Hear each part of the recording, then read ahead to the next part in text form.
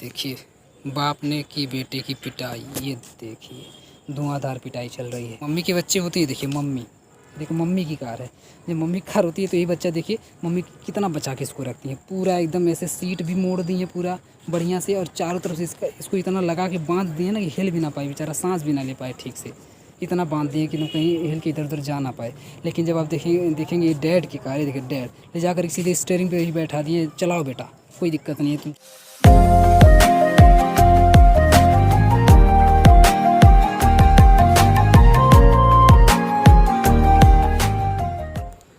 Hello दोस्तों, स्वागत है आपका आपके अपनी यूट्यूब चैनल ओसीसी बाय विपुल सर में। दोस्तों आज हम लोग पढ़ेंगे बीएससी सेकेंड ईयर के इनऑर्गेनिक केमिस्ट्री के मोस्ट इम्पोर्टेंट क्वेश्चन के पार्ट नंबर 36 में एक और इम्पोर्टेंट क्वेश्चन को, जिसका नाम आपको स्क्रीन पर दिखाई दे रहा होगा। नाम है what is the spectrochemical series. Spectrochemical series क्या होती है, इसके बारे में आज हम लोग पूरा डिटेल में डिस्कस करने वाले हैं। हालांकि यहाँ से जो क्वेश्चंस पूछे गए हैं वो डिटेल में नहीं ना पूछ करके बहुत ही शॉर्ट में, एक नंबर में या बहुत ही छोटे से में आप कह सकते हैं कि आपसे क्वेश्चंस यहाँ पर पूछा गया है। ठीक है, तो बहुत लंबा चौड़ा डिस्कस नहीं करेंगे, छोटा सा ही इसको करके हम लोग फटाफट निपटा देंगे, क्योंकि यहाँ से ज़्यादातर क्वेश्चंस आते नहीं हैं और ये बहुत ही छोटा सा कॉन्सेप्ट भी है। स्पेक्ट्रोकेमिकल सीरीज बहुत ही छोटा सा कॉन्सेप्ट भी है। ठीक है, तो चलिए स्टार्ट करते। सबसे पहले देखते हैं कि स्पेक्ट्रोकेमिकल सीरीज एक्चुअल में हम लोगों को कहाँ पढ़नी होती है ना। आपका जो सिलेबस है, आपके सिलेबस में स्पेक्ट्रोकेमिकल सीरीज कहाँ पर एग्जिस्ट करती है, कहाँ पर है, पहले मैं आपको वो दिखाता हूँ, फिर आएंगे हम लोग क्वेश्चंस के ऊपर। तो अगर हम लोग बात करें कि कहाँ पर है आपका ये जो स्पेक्ट्रोकेमिकल सीरीज है, ये किस जगह पर आपकी इनऑर्गेनिक केमिस्ट्री में है, तो ये रहा आपका इनऑर्गेनिक केमिस्ट्री। इसमें आप देखेंगे ये आपका पहला पेपर है केमिस्ट्री का, इनऑर्गेनिक केमिस्ट्री।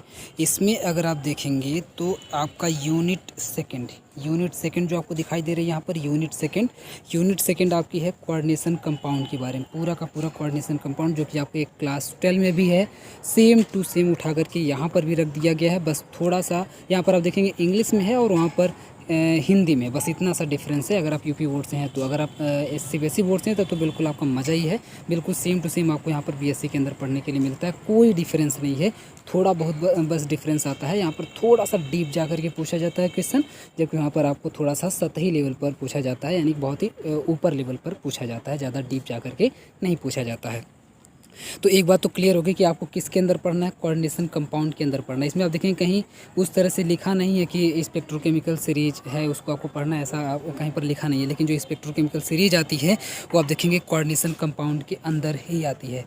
अब अगर आपको थोड़ा भी नॉलेज है, थोड़ा सा भी अगर आपको पता है, हालांकि मैं कोऑर्डिनेशन कंपाउंड के बारे में बहुत डिटेल में आपको पढ़ा चुका हूँ, लेकिन अगर आपको थोड़ा सा भी ये पता है कि कोऑर्डिनेशन कंपाउंड क्या होते हैं, तो आप लोग बड़े ही आराम से तुरंत बता ले जाएंगे कि स्पेक्ट्रोकेमिकल सीरीज एक्चुअल में क्या है।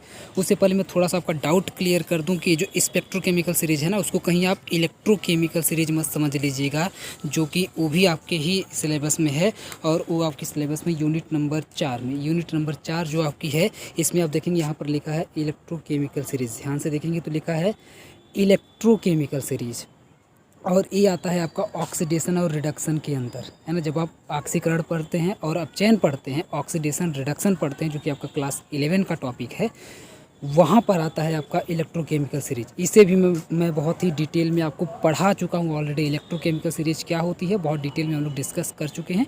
जो लोग नहीं पढ़े हैं जा करके पहले उसे पढ़ लें, तब आपका कॉन्सेप्ट क्लियर रहेगा। ठीक है, तो याद रखिएगा ये इलेक्ट्रोकेमिकल सीरीज है, जबकि जो आज हम लोग पढ़ने जा रहे हैं वो स्पेक्ट्रोकेमिकल सीरीज है। दोनों में ज़मीन आसमान का अंतर है, दोनों में डिफरेंस होता है, दोनों चीज़ें सेम नहीं होती हैं, ये बात आपको दिमाग में याद रखना है। ठीक है, तो आज हम लोग क्या पढ़ेंगे, कोऑर्डिनेशन कंपाउंड के अंदर जो आपकी आती है स्पेक्ट्रोकेमिकल सीरीज, कोऑर्डिनेशन कंपाउंड के अंदर, इसे आज हम लोग डिस्कस करने वाले हैं। तो अगर आपको थोड़ा सा भी ये पता हो कि कोऑर्डिनेशन कंपाउंड कैसे बनते हैं, तो आप जानते हैं कि मेटल प्लस लिगेंड को जब मिलाया जाता है आपस में, तो दोनों मिल करके एक कॉम्प्लेक्स कंपाउंड बनाते हैं।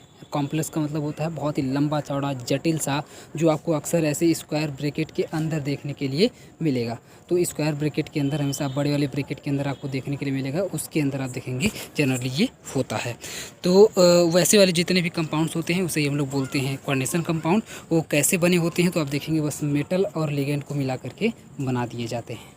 ठीक है। अब अगर आपका ये कॉन्सेप्ट क्लियर हो गया कि हाँ कोऑर्डिनेशन कंपाउंड के अंदर स्पेक्ट्रोकेमिकल सीरीज आती है, दूसरी बात ये हो गई कि ये मेटल और लिगेंड से मिलकर के बनती है, तब आप बहुत ही आराम से अंदाज़ा लगा पाएंगे कि स्पेक्ट्रोकेमिकल सीरीज में हम लोग क्या पढ़ने वाले हैं। एक चीज़ आपको यहाँ पर अभी सुनाई दी, लिगेंड, ठीक है। इसी बात को याद रखिएगा कि लिगेंड इस चैप्टर के अंदर है और तुरंत आप लोग क्लिक कर ले जाएंगे दिमाग एग्ज़ाम के अंदर कि वो यही है स्पेक्ट्रोकेमिकल सीरीज, और आराम से आंसर लिख करके आ जाएंगे।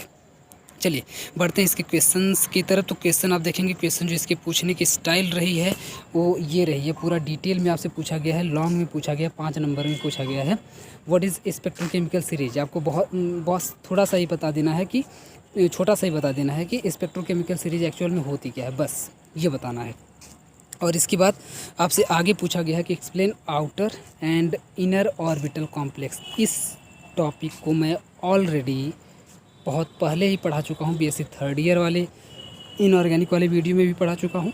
दूसरी बात बीएससी सेकेंड ईयर में भी मैं पढ़ा चुका हूँ, तो इसे जा कर के आप लोग वहाँ देख लीजिएगा। मैं आज इसे नहीं पढ़ाने वाला हूँ। पूरा जो क्वेश्चन आपका है ये इतना बड़ा पूछा गया है कि स्पेक्ट्रोकेमिकल सीरीज क्या होती है ये बताइए, और आउटर और इनर ऑर्बिटल कॉम्प्लेक्स क्या होते हैं, एग्जाम्पल के साथ इसको एक्सप्लेन कीजिए। तो आज हम लोग इसको नहीं पढ़ेंगे, किसे पढ़ेंगे, सिर्फ स्पेक्ट्रोकेमिकल सीरीज को पढ़ेंगे, क्योंकि मैं इसको ऑलरेडी पढ़ा चुका हूँ। उसे आप लोग जा कर के पढ़ लीजिएगा। स्पेक्ट्रोकेमिकल सीरीज छूट गई थी, इसे मैं आज कवर कर रहा हूँ, ठीक है। वैकेंसी की आप बात करें तो ये बहुत ही कम पूछा जाता है स्पेक्ट्रोकेमिकल सीरीज वाला क्वेश्चन। एक ही बार सिर्फ आपसे पूछा गया 2018 में, लॉन्ग वाले में पूछ लिया गया था। तो अगर आपसे पूछा भी जाएगा तो कोई दिक्कत वाली बात नहीं है, आप लोग आराम से इनर और आउटर वाला भी कर ले जाएंगे और स्पेक्ट्रोकेमिकल सीरीज भी कर ले जाएंगे। इनर और आउटर वाला ज़्यादातर बीएससी थर्ड ईयर में पूछा जाता है, लेकिन यहाँ पर भी 1-2 बार पूछ लिया तो कोई बात नहीं है। आप लोग आराम से उसी वीडियो से चाहे तो कर लें, चाहे बीएससी थर्ड ईयर के चाहे बीएससी सेकेंड ईयर के, दोनों वीडियो ऑलरेडी बने हुए हैं। और स्पेक्ट्रोकेमिकल सीरीज तो आज हम लोग इसमें पढ़ेंगे ही। तो चलिए तुरंत आते हैं स्पेक्ट्रोकेमिकल सीरीज को समझते हैं कि क्या है स्पेक्ट्रोकेमिकल सीरीज। तो स्पेक्ट्रोकेमिकल सीरीज की अगर हम लोग बात करें तो देखिए नाम से ही क्लियर है कि सीरीज है। क्या है, सीरीज है। तो जैसे इलेक्ट्रोकेमिकल सीरीज होती है, तो इलेक्ट्रोकेमिकल सीरीज में हम लोग क्या करते हैं, एलिमेंट को, है ना, एलिमेंट बोल लीजिए या फिर मेटल बोलिए, ज़्यादा ठीक रहेगा, मेटल, है ना।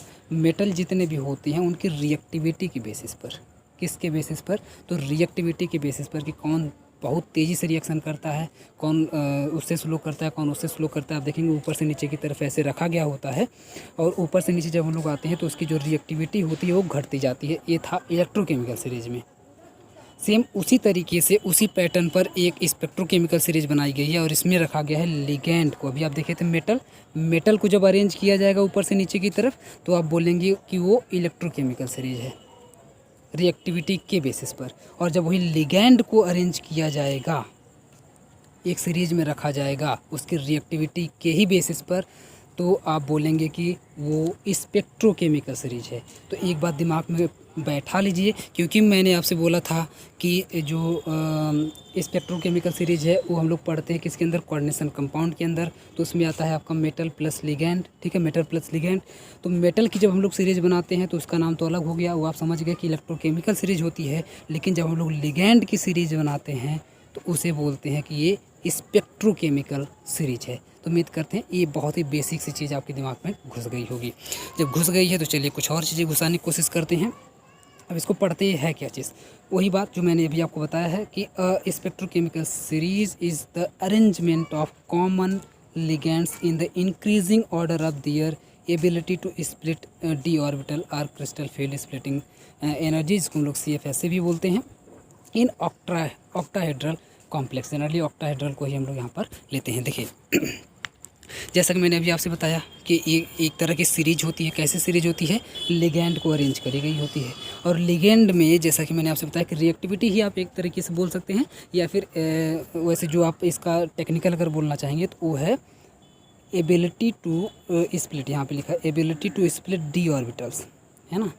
किसी भी मेटल के अंदर जो डी ऑर्बिटल्स होती हैं, उन डी ऑर्बिटल्स को 2 पार्ट में ब्रेक कर देना ही, जो ब्रेक करवा ले जाएगा उसे बोलेंगे कि उसकी रिएक्टिविटी ज़्यादा है, जो नहीं करवा पाएगा उसे बोलेंगे उसकी कम है, या जो बहुत तेज़ी से करवा ले जाएगा उसको बोलेंगे कि इसकी ज़्यादा है, जो धीरे धीरे करवा पाएगा उसको बोलेंगे कि इसकी रिएक्टिविटी कम है। कैसे स्प्लिट होती है, तो यहाँ पर देखिए ये जो बना हुआ है ना, यही है, ये आपकी डी ऑर्बिटल है। ये क्या है, डी ऑर्बिटल है, डी सबसेल है। डी सबसेल में आप जानते हैं 5 ऑर्बिटल होती है। ये 5 ऑर्बिटल यहाँ पर है। 5 में से पहली जो 3 होती है वो अलग हो जाती है और लास्ट वाली 2 अलग हो जाती है। पहली 3 को हम लोग T2G बोलते हैं, जिसे हम लोग नीचे रखते हैं, और दूसरी वाली जो 2 होती है उसको हम लोग ऊपर रखते हैं, उसे हम लोग EG बोलते हैं। तो T2G और EG में इसको ब्रेक कर देती है। कौन ब्रेक कर देता है, तो लिगेंड, जो मेटल होगा, ये मेटल का है, तो जो लिगेंड आएगा, लिगेंड के इफेक्ट में, लिगेंड के प्रभाव में, लिगेंड की वजह से लिगेंड एकदम जोर लगा देगा, अपनी ताकत लगा करके। ये जो भी इतनी लंबी सी आपको सबसेल दिखाई दे रही है, इतनी लंबी सी, इसको तोड़ करके 2 पार्ट में बांट देगा। 3 को अलग कर देगा। शुरुआत की जो 3 है उसको अलग कर देगा, उसका नाम रखेंगे हम लोग T2G, और जो बाकी की 2 होंगी उसको अलग कर देगा, उसको रखेंगे EG। अब आप देखेंगे ना, यहाँ पे एनर्जी का गैप आ जाता है, जो बीच में है ना, इसको डेल्टा E बोलते हैं। डेल्टा E जो है वो एनर्जी का गैप है, यानी कि T2G की एनर्जी थोड़ी सी कम होगी और EG की एनर्जी जो होती है थोड़ी सी ज़्यादा होती है, इसीलिए इसको ऊपर रखा गया। कितनी ज़्यादा होती है, तो ये जो बीच का जो थोड़ा सा गैप है उसे ही, इसको जनरली हम लोग बोलते हैं कि 10DQ से हम लोग डिनोट करते हैं। DQ से हम लोग जनरली डिनोट करते हैं कि 10DQ जो होती है वो एनर्जी का गैप यहाँ पर आ रहा है। ये बस एक मेजरमेंट समझिए, नाम है उसका, इस पैमाना है, एक तरीके से यूनिट आप बोल सकते हैं, जिसमें हम लोग इस एनर्जी को यहाँ पर मेजर करते हैं। उससे ज़्यादा घबराइएगा मत, ठीक है। तो ये तो सीधे सीधे कहें तो स्पेक्ट्रोकेमिकल सीरीज क्या होगी, स्पेक्ट्रोकेमिकल सीरीज लिगेंड का वह अरेंजमेंट हो गया जो ये बताता है, जो उसकी उन जो लिगेंड्स की एबिलिटी को दर्शाता है कि भैया जो ये जो रखा गया है ना, वो इंक्रीजिंग ऑर्डर में रखा गया है। देखेंगे आप, तो ये लिखा है इंक्रीजिंग ऑर्डर में, कि जैसे जैसे अब आप आगे बढ़ते जाएंगे उस सीरीज के अंदर, इसका मतलब ये हुआ कि जो आगे लिगेंड आपको मिल रहे हैं वो ज़्यादा स्ट्रॉन्ग है, उनकी एबिलिटी ज़्यादा है कि वो फट से एकदम जो ही जाएंगे किसी भी मेटल के अंदर, तो उसकी डी ऑर्बिटल को आराम से ब्रेक करवा ले जाएंगे, तोड़ देंगे, स्प्लिट करवा ले जाएंगे, ठीक है। तो ये होता है स्पेक्ट्रोकेमिकल सीरीज। तो ऐसी सीरीज को हम लोग स्पेक्ट्रोकेमिकल सीरीज बोलेंगे। और ये कंपाउंड कैसा होना चाहिए, तो ऑक्टाहेड्रल होना चाहिए, ठीक है। और जो टूटता है इसे हम लोग बोलते हैं क्रिस्टल फील्ड स्प्लिटिंग एनर्जी, ठीक है, जिस एनर्जी से इसको तोड़ा जाता है, या फिर इंग्लिश में शॉर्ट में बोलते हैं CFSE। क्लियर है। तो ये हो गया आपका स्पेक्ट्रोकेमिकल सीरीज। अब दिखाते हैं आपको स्पेक्ट्रोकेमिकल सीरीज एक्चुअल में क्या है। ये देखिए,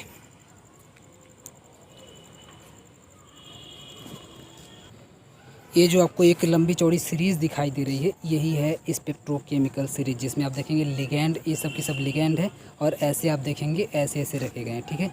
ऐसे ऐसे इसको रखा गया है, तो कोई जरूरी नहीं ऊपर नीचे ही रखा जाए, ऐसे ऐसे इसको रखा गया है, ठीक है। आप कैसे भी इसको लिख सकते हैं, ऊपर नीचे भी लिख सकते हैं, चाहे ऐसे लिख सकते हैं, कोई दिक्कत नहीं है, मैं ऐसे लिखा हुआ हूँ। तो यही आपकी एक सीरीज है। आप देखेंगे लंबी चौड़ी, यानी कुछ यहाँ पर लिगेंड्स, खास जो लिगेंड है उनको लिया गया है। आप देखेंगे ना, कोई जो टीचर होगा या कोई बुक होगा, हो सकता है इसमें बीच में से कोई एक लिगेंड गायब कर दिया हो, लेकिन आप देखेंगे सिस्टम ही रहेगा ना, जो एनर्जी का जो वो है, जो इंक्रीजिंग ऑर्डर है वो इसी क्रम में रहेगा, ऑर्डर इसका यही रहेगा, ऑर्डर नहीं चेंज होगा। कोई क्या करता है कि इसमें से बहुत ही मेन लिखता है, बीच का जो कुछ वैसे उसको गायब कर देता है। मैं यहाँ पर खोज करके एक को लिया हूँ, किसी को छोड़ा नहीं हूँ, ताकि ऐसा ना हो कि कोई छूट जाए तो आप बोलेंगे सर आप तो ये तो करवाए नहीं थे। तो मैं सभी को यहाँ पर इंक्लूड कर दिया हूँ, जितने भी लिगेंड थे उन सभी को इंक्लूड करके, और उनकी जो एनर्जी थी उसके बेसिस पर यहाँ पर मैं अरेंज कर दिया हूँ। इंक्रीजिंग ऑर्डर में है, याद रखिएगा। यहाँ से आप स्टार्ट करेंगे, यहाँ आएंगे, तो इधर जब आएंगे तो आपको जो लिगेंड्स की जो एनर्जी होगी वो ज़्यादा होगी स्प्लिट करवाने की, यानी कि वो आसानी के साथ, जो इनकी एबिलिटी होगी वो ज़्यादा होगी, यानी कि आसानी के साथ वो स्प्लिट करवा देंगे, है ना। डी ऑर्बिटल को T2G और EG में बड़े आराम से आप देखेंगे ब्रेक कर देंगे, तोड़ देंगे, ठीक है। इसको आप याद कैसे रखेंगे, तो इसको याद करने के लिए मैं आपको बता दूं, इतना पूरा याद आपको नहीं करना है, पूरा इसमें से आपको याद नहीं करना। कुछ जो मेन है, जैसे आपका आयोडीन हो गया, ब्रोमीन हो गया, या CN को आप जानते ही हैं, क्लोरीन को जानते ही हैं, ये आपका सल्फ़र हो गया, आपका ये N3 हो गया, आपका ये आपका फ्लोरीन हो गया आपका, ठीक है। तो इस तरीके से आप देखेंगे ONO हो गया आपका, OH हो गया। तो जैसे जो कुछ खास है, देखिए वो के ऊपर ऑक्सीजन हो गया, है ना, ऑक्सीजन के ऊपर 2 चार्ज, H2O हो गया, ये सब आसान है। और इसके बाद NH3 हो गया आपका, और इसके बाद EN को आप जानते ही हैं, और इधर से आप देखेंगे NO2 को आप जानते ही हैं, CH3 को आप जानते ही हैं, और इसके बाद CN को आप जानते हैं, CO को आप जानते हैं। तो जो बहुत ही खास है ना, जो आपको लगता है कि हाँ ये खास है, तो उसको जो आप पढ़े हैं बस उसको याद कर लीजिए, बीच वाला छोड़ दीजिए, बीच वाला जो हार्ड लग रहा है उसको छोड़ दीजिए, और इसी क्रम में अरेंज करके उसको याद कर लीजिए, वही जा कर के एग्ज़ाम में लिख दीजिएगा, ठीक है। और एक दो बार आप लिखेंगे ना, अपने आप आपको याद हो जाएगा, खुद ही कुछ करने वाली बात यहाँ पे नहीं है, आप आराम से याद कर ले जाएंगे। अब इसमें एक चीज़ समझने वाली होती है, इसमें आप देखेंगे ना 2 इलाके बटे होते हैं, एक होता है मम्मी का इलाका, एक होता है पापा का इलाका, है ना। मम्मी की तरफ जैसा कि मैंने आपको बताया ना, ये बहुत ही सॉफ्ट होते हैं, ये कोई प्रेशर नहीं डालते हैं। डी सबसेल बड़ी है, रहने दीजिए, है ना। डी सबसेल को तोड़ते नहीं कहते, उसको भी जीने खाने दीजिए, क्यों उसको हम लोग परेशान करें, है ना। तो डी सबसेल को ये सब छूते ही नहीं, तोड़ते नहीं हैं, क्योंकि आप जानते हैं ना, मम्मी से एकदम बिल्कुल बहुत प्यार से रहती हैं, बहुत प्यार करती हैं।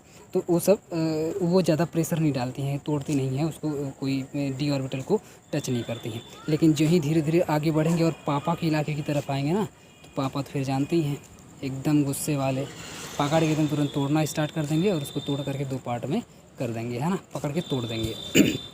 तो इस ट्रिक से आप याद रख सकते हैं कि आगे जब आप पढ़ेंगे तो इसमें जो डी ऑर्बिटल है वो स्प्लिट होकर के 2 पार्ट में ब्रेक हो जाती है। इसमें एक चीज़ और समझने वाली है, वो ये कि जैसे जैसे आप फ्रॉम I to H2O, ठीक है, अगर आप आयोडीन से H2O तक जाते हैं तो I to H2O are weak field ligand, जिसको हम लोग बोलते हैं कि ये वीक फील्ड लिगेंड हैं। ये सब अगर किसी के साथ रहेंगे तो वो स्प्लिट नहीं करेंगे, डी ऑर्बिटल को तोड़ेंगे नहीं, ब्रेक नहीं करेंगे 2 पार्ट में, T2G और EG में ब्रेक ही नहीं करेंगे, उसको ऐसे ही छोड़ देंगे। कहाँ से कहाँ तक? I से H2O तक। I से H2O कहाँ है, मैं आपको दिखाता हूँ। I से H2O आपको I यहाँ पे है, I से आप चलते चलते चलते चलते आएंगे, चलते चलते चलते यहाँ तक। ये देखिए 2 लाइन, पहली जो 2 लाइन है ना, पहली जो 2 लाइन है ये मम्मी का इलाका है ना, यानी कि वीक फील्ड लिगेंड। इनका जो दिल होता है बहुत कमज़ोर होता है, कमज़ोर होने का मतलब है कि बहुत ही सॉफ्ट होता है, सॉफ्ट नेचर का होता है। ये नहीं तोड़ते हैं, जान बच्चा है खेल रहा है, खेलने दो, है ना, डांटते भी नहीं है बच्चों को, ये समझिए बच्चा है इसका, है ना। ये जितने भी लिगेंड ये सब इसके बच्चे हैं, मम्मी के बच्चे हैं, इसकी मम्मी यहाँ पे हैं। तो ये क्या करती है ना, ये तोड़ती नहीं है, ये अपने बच्चों को सिखाती है बेटा किसी को कुछ करना मत। तो ये सब जब जाते हैं ना, जब बनाते हैं कोऑर्डिनेशन कंपाउंड, तो ये सब डी ऑर्बिटल को तोड़ते ही नहीं है, कहते मेरी मम्मी सिखाएंगे बेटा किसी से लड़ाई झगड़ा नहीं करना है, किसी को तोड़ना नहीं है, ठीक है। लेकिन इसके बाद के जो बच्चे हैं, आप देखेंगे यहाँ पे लिखा हुआ है फ्रॉम NCS to CO, यानी कि NCS आपका यहाँ पे है, यहाँ से आप देखेंगे ये CO तक, सबसे लास्ट में आपका CO है। यहाँ से यहाँ तक जब आप बढ़ेंगे तो ये आ जाता है पापा का इलाका। और इधर वाले जो बच्चे होते हैं ना, एक से एक बढ़ के ख़तरनाक होते हैं, क्योंकि पापा का सपोर्ट होता है। पापा इतनी धुलाई किए रहते हैं बचपन में कि बस समझ जाइए। तो ये जो पापा के बच्चे हैं ना, ये सब बहुत ही डेंजरस है, बहुत ही ख़तरनाक होते हैं, बहुत ही दुष्ट टाइप के होते हैं। ये सब जाएंगे तो पूरा एकदम तोड़ फोड़ मचा देंगे और तोड़ करके पूरा एकदम डी ऑर्बिटल को उसकी हड्डी पसल एक कर देंगे, यानी कि उसको 2 पार्ट में ब्रेक करके T2G और EG में बदल देंगे, ठीक है। तो ये बात आप लोग नीचे ऐसे मेंशन कर देंगे। तो ये जितना लिखा है ये सब आपका आंसर है, इसको आप मेंशन कर देंगे। इसमें जो हार्ड है ना, उसका नाम आप देखेंगे यहाँ पर मैंने लिख दिया है, आप लोग पढ़ लीजिएगा। ये देखिए यहाँ पर मैंने लिख दिया है, आप पढ़ लीजिएगा। BPY जो लिखा है तो उसको लोग बाईपिरामिडीन बोलते हैं, PHEN जो लिखा होगा उसको फिनाथिलीन बोलते हैं, और जो PR3 आपको दिखेगा, PR3 को हम लोग बोलते हैं फॉस्फीन लिगैंड बोलते हैं, ठीक है। PR3 को हम लोग फॉस्फीन लिगैंड बोलते हैं। तो ये हो गया जनरली आपका जो हार्ड था उसका मैंने नाम वहाँ पे मेंशन कर दिया है। ये देखिए ट्रिक, जैसा मैंने आपको बता रहा था ना, मैं आपको बता रहा था अभी कि जो मम्मी के बच्चे होते हैं, देखिए मम्मी, देखिए मम्मी की कार है, जब मम्मी की कार होती है तो ये बच्चा देखिए मम्मी कितना बचा के इसको रखती है, पूरा एकदम ऐसे सीट भी मोड़ दी है पूरा बढ़िया से, और चारों तरफ से इसको इतना लगा के बांध दिए ना कि हिल भी ना पाए बेचारा, सांस भी ना ले पाए ठीक से, इतना बांध दिए कि कहीं हिल के इधर उधर जा ना पाए। लेकिन जब आप देखेंगे डैड की कार है, देखिए डैड ले जाकर सीधे स्टीयरिंग पे ही बैठा दिए, चलाओ बेटा कोई दिक्कत नहीं है, तुम चलाओ, गिरोगे पर कोई बात नहीं, तभी सीखोगे। ये देखिए, तो ये स्ट्रॉन्ग फील्ड है ना, स्ट्रॉन्ग फील्ड लिगेंड होते हैं, यानी कि जाते ही बिल्कुल तोड़फोड़ मचा देंगे और डी ऑर्बिटर को तोड़ ताड़ के बराबर कर देंगे। जबकि ये आप देखेंगे ये बेचारा क्या तोड़ेगा, इतना सॉफ्ट रहेगा, इसको एकदम इतना बांध के रखा गया, हिल नहीं पाएगा, तोड़ेगा क्या, है ना। तो इस तरीके से भी आप इसको याद रख सकते हैं। ये देखिए मम्मी का प्यार सभी लोग पाते हैं, है ना, लाइफ में बहुत ही प्यार से। जबकि आप देखेंगे यही बच्चा, ये देखिए बाप ने की बेटे की पिटाई, ये देखिए धुआंधार पिटाई चल रही है। तो पिटाई होते होते ना लड़के एकदम बिल्कुल स्ट्रांग हो जाते हैं, वो सब भी फिर तोड़ने फोड़ने का ही काम करते हैं, पिटाई करने का ही काम करते हैं। तो ये रहा आपका आज का टॉपिक। ये टॉपिक आपको पढ़ाया जा चुका है, कोल्बी स्मिथ रिएक्शन, जिसको लोग फिनॉल टू सैलिसिलिक करके भी आपसे क्वेश्चन पूछा हुआ है। फटाफट जा करके आप लोग पढ़ लीजिए जो लोग नहीं पढ़े हैं। केमिस्ट्री की ललन टॉप बातें एकदम देखना मत भूलिएगा। जितनी भी इसकी सीरीज आ रही है, इसको अगर आप लोग पढ़ लेंगे ना तो केमिस्ट्री की जो नस है वो आपके हाथ में आ जाएगी। तो इसे एकदम बिल्कुल मिस मत किया करिए, ठीक है। ये देखिए बियर लैम्बर्ट, ये भी पढ़ा चुके हैं, फटाफट जा करके पढ़ लीजिए। अब आ गई कमेंट की बारी। श्वेता विश्वकर्मा बहुत ही बेहतरीन कमेंट करती हैं और हर वीडियो पर कमेंट करती हैं, मज़ा ही आ जाता है पढ़ करके। आपको बहुत बहुत धन्यवाद। और नौसिन फातिमा, आप भी हमेशा तो नहीं कमेंट करती हैं, मैं आपसे रिक्वेस्ट करूँगा प्लीज़ आप लोग हर वीडियो पर कमेंट किया करिए, बताया करिए कैसा वीडियो है। इससे मुझे बहुत ज़्यादा एनर्जी मिलती है। ये जो आपकी कमेंट है ना, एक कमेंट नहीं है, ये एनर्जी के पैकेट है जो आप लोग मुझे भेजते हैं। ये देखिए एनर्जी का पैकेट है ये जो आप भेजी हैं, और इससे मुझको इतनी एनर्जी मिली है ना, अभी आगे 3-4 वीडियो में उसी एनर्जी से बना लूँगा, लेकिन इसके बाद फिर मुझको एनर्जी चाहिए। तो आपका कमेंट लगातार आना चाहिए, नहीं तो मेरी भी एनर्जी ख़त्म हो जाती है, ठीक है। तो प्लीज़ मैं उम्मीद करूँगा जो लोग भी हैं सभी लोग कमेंट करेंगे फटाफट, है ना। इस वीडियो में भी कमेंट करेंगे वीडियो कैसा लगा आपको, बाकी आप लोग जानते ही हैं। चलिए फिर मिलते हैं किसी नेक्स्ट वीडियो में, तब तक के लिए बहुत बहुत